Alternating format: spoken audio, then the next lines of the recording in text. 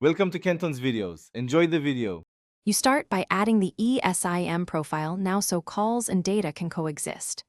Open Settings Cellular, tap Add Cellular Plan and scan the carrier QR or enter the activation code. Once done, label this line for clarity. Make sure to stay on Wi-Fi during activation and keep your physical SIM in the tray if you have one. This avoids losing connectivity. If the carrier needs a confirmation SMS, allow it to arrive. You'll see the new plan appear under Cellular Plans when successful.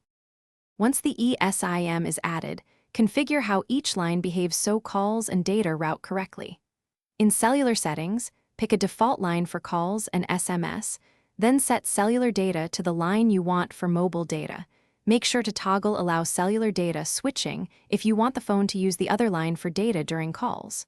For specific contacts, edit their card and assign a line for calls or texts.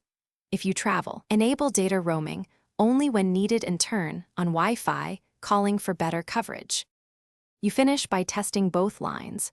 Call from each assigned line, send messages, and browse to confirm data. Once done, verify iMessage and FaceTime use the correct number in their settings.